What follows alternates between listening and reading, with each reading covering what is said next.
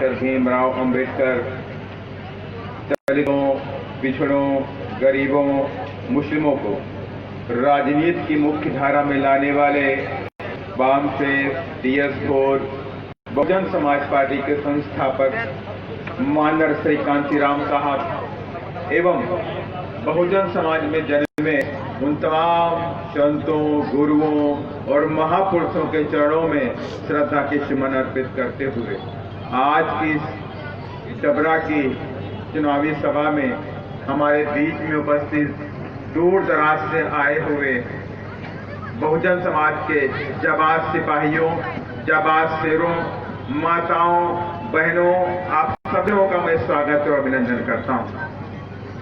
साथियों, 2018 का चुनाव आपके सामने जीता। 18 में एक माहौल बना मध्य प्रदेश के अंदर।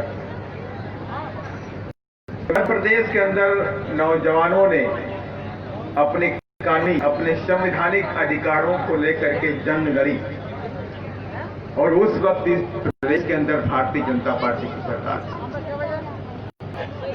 पूरे देश के अंदर एक नीली क्रांति बहुजन समाज के लोगों में दिखाई पड़ी और नंबर 1 पे अगर रहा तो मध्य प्रदेश रहा और नंबर 2 पे राजस्थान। और उस नीली क्रांति की वजह से जो बाबा साहब ने हमको संवैधानिक अधिकार दिया है, SC/ST एक्ट, वो बचा है। लेकिन एक बड़ी कुर्बानी हमको देनी पड़ी। हमें हमारे तमाम साथी जो बहुजन समाज के नौजवान साथी थे, उन लोगों ने अपनी जान तक गंवाई। और तमाम ऐसे लोग जो मध्य प्रदेश के हो, चाहे राजस्थान के हो, चाहे उत्तर प्रदेश के हो, चाहे बिहार के हो, उनके ऊपर यहाँ की सरकारों ने, मध्य प्रदेश की तत्कालीन सरकार ने गुंडा एक्ट, डकैती एक्ट से लेकर तमाम तरह के कानून, और वो केस चलते रहे और हमारे नौजवान साथी अपनी पढ़ाई लिखाई को छोड़कर, कुछ नौजवान साथियों ने अपनी नौकरी को छोड़कर भागते भागते रहे, अपने आप को बचाते रहे। एक माहौल बना। 18 का चुनाव आ गया। लोगों ने यहाँ पे जो कांग्रेस के चमचे थे, उन लोगों ने कहा जब कांग्रेस सत्ता में नहीं आएगी तो दलितों के ऊपर अत्याचार खत्म नहीं होंगे। हमारे लोग बहक गए और बहक गए। उन्होंने एक बार सोच लिया कि चलो इस बार छोड़ो, इस बार हम हाथी को नहीं देते हैं, कांग्रेस वोट कर। और आपने कांग्रेस का मिला के बिठा दिया और कांग्रेस सत्ता में आ तो गई, लेकिन 1.5 साल कांग्रेस सत्ता में रही, उसने एक भी नौजवान के ऊपर SC/ST जो केस के बचाने के लिए केस लगे थे, उन केसों को उसने खत्म नहीं किया। और देखिए ग्वालियर के अंदर 16 विधानसभा पड़ती है, जहां पे अपना वोट जो है दलित वोट है, करीब 60,000 वोट पड़ता है। और उस ग्वालियर के अंदर एक जमीन के अंदर जाटो समाज के लोगों ने 203 लोगों ने मकान बना रखे थे और वहां पर कमलनाथ ने अपने बुलडोजर प्रवाह करके उन मकानों को तोड़ने का काम किया था। अत्याचार सरकार ने करना शुरू कर दिया।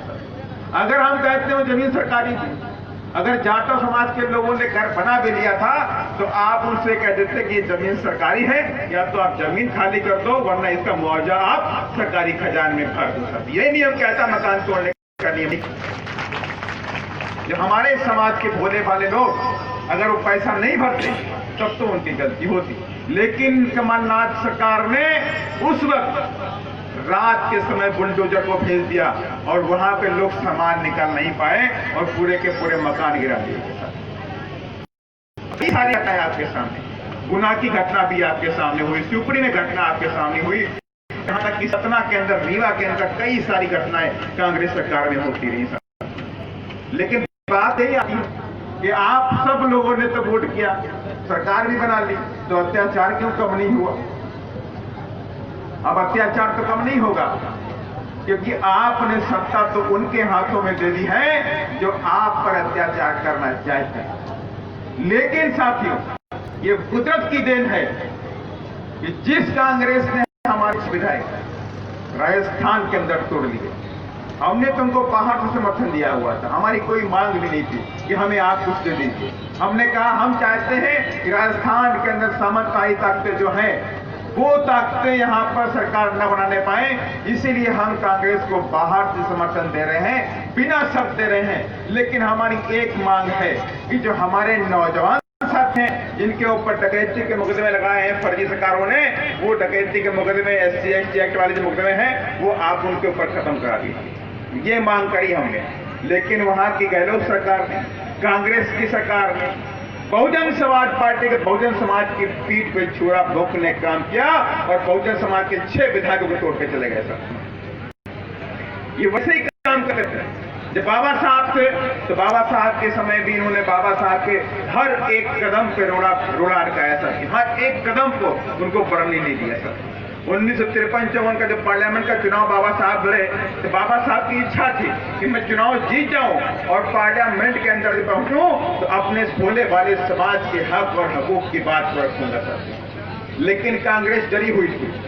अगर बाबा साहब डॉक्टर अम्बेडकर 1953-54 का चुनाव जीत जाते हैं, पार्लियामेंट पहुंच जाते हैं, तो हो सकता है जो वंचित समाज के जो लोग हैं इनके अंदर से कहीं आवाज आ जाए कि बाबा साहब डॉक्टर अम्बेडकर को इस देश का प्रधानमंत्री बनना चाहिए साथी। इसीलिए कांग्रेस ने बाबा साहब को जीतने नहीं दिया और बाबा साहब के पीए को वहां पे खड़ा कर दिया और बाबा साहब को वो चुनाव जीत गया और बाबा साहब के 25,000 वोट अनवैलिड कर दिए गए, इसलिए बाबा साहब चुनाव वहां पे हार गए। ये दुख है साथियों, ये पीड़ा है हम लोगों के अंदर साथियों कि अगर हम लोग आज नहीं जीते, हमारे महापुरुषों ने संघर्ष किया। अभी कह रहे थे संतोष गौड़ जी कह रहे थे कि अगर हमें महापुरुषों की देन है कि आप यहाँ कुर्सियों पर बैठे हुए हैं, महापुरुषों की देन है कि हमारे समाज के लोग यहाँ नेता बनकर और मुझ जैसा बेटा इस देश की उच्च पंचायत में बैठ सकता है जाकर के। इस देन बाबा साहब की, देन महाराज कांशीराम साहब की है और देन बहन जी की साथी है, किस और पार्टी में नहीं सहयोग किया। कल आप सबने टीवी देखा होगा, पूरे दिन घटनाक्रम आप देखते रहे होंगे साथियों। यह एक चाटो का बेटा अगर वहां पहुंचना चाहता है, बहन जी चाहती है कि दलित के बेटों को हम उच्च पंचायत में बैठा दें, तो कि ये दोनों पार्टियां लग जाती हैं कि किसी ना किसी तरीके से इस दलित के बेटे को रोक लो, इस दलित का बेटा ऊपर न पहुंचने पाए साथ। कांग्रेस ने साजिश करी साथ, सपा ने साजिश करी साथ, वहां पर ये सारी पार्टियों ने साजिश करी, मेरे खिलाफ साजिश करते रहे। लेकिन साथियों जब ऊपर वाला कुदरत हमारे जो महापुरुष है साथियों, जब महापुरुषों का आशीर्वाद है और बहन जी का आशीर्वाद है, तो दुनिया की कोई ताकत रोक नहीं सकती साथियों। ये ताकत है हमारे महापुरुषों में साथियों। इसलिए मैं साथियों आप सबसे कहना चाहता हूँ, मेरी तबीयत खराब है तब भी मैं आपके बीच में इधर आया, रात में इधर आ गया, तो हम आ जाते हैं, कम से कम आप लोगों से रूबरू हो लेंगे।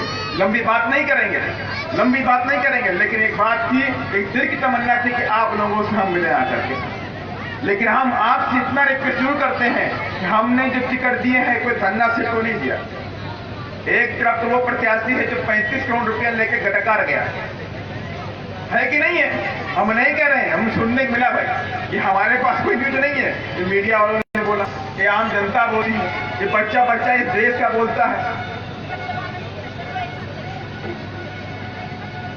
एक प्रत्याशी तो वो है जो 35 करोड़ रुपया लेके समाज को बचने का काम करता है, और एक प्रत्याशी वो है जो उन कांग्रेसियों के चमचे की तरह काम करता है, और एक प्रत्याशी आपके सामने वो है जो स्वाभिमान के चट्टान पर के आपके सामने खड़ा है, जो बहुजन समाज का सिपाही है साथियों, जो बहुजन समाज पार्टी का सिपाही साथियों है, और आज से नहीं लंबे समय से अपना पूरा समय बहुजन समाज पार्टी और बहुजन समाज के लोगों को देते रहता है।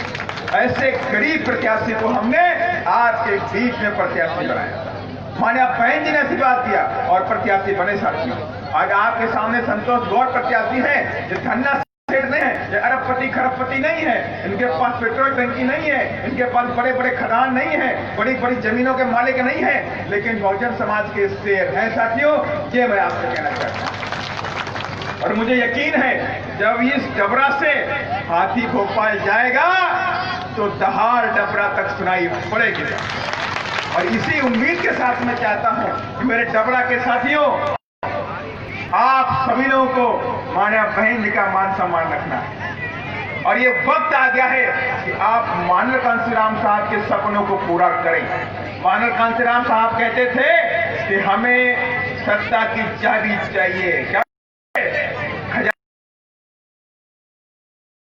देने का वक्त आपके पास आ गया है। 28 में से 10 जिता लो, आपकी मर्जी कोई पता नहीं, कोई मर्जी नहीं करने वाली। साथियों, सत्ता की जब चाबी हमारे हाथ में होगी, जो सत्ता चाहेंगे उस सत्ता को बैठाएंगे, जिस सत्ता को नहीं चाहेंगे उसको नहीं बैठाएंगे साथियों। और उसी दिन ये बहुजन समाज के लोगों का मध्य प्रदेश के अंदर सपना पूरा हो जाएगा साथियों। और मैं तमाम मेरी माताएं बहनें बैठी हैं, मेरे तमाम पिता बुजुर्ग बैठे हुए हैं, नौजवान साथी बैठे हुए हैं, आपको तन मन धन से, तन मन और धन से भी आपको अपने प्रत्याशी को जिता कर देना है। कहीं से धन की कमी नहीं आनी चाहिए। आप अगर 10 रुपए दोगे, 100 50 रुपए दोगे, तो हमारी समझ से ये बहुजन समाज का कारवा कभी फेल नहीं होने वाला डबरा के अंदर। और आपका प्रत्याशी आपके सम्मान के लिए भोपाल पहुंचेगा और आपके हक और हकूक की राय को रखने का काम करेगा। साथियों, इन्हीं सब बातों के साथ मैं अपनी वारी को विराम देता हूं। जय भीम,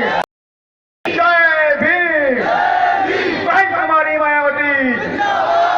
आवाज नहीं आ रही, आपकी आवाज भोपाल तक पहुंचनी चाहिए, तभी बात बनेगी। खा के नहीं है, हम भी नहीं खाए भाई, आवाज दीजिए, भोपाल तक जानी चाहिए। बहन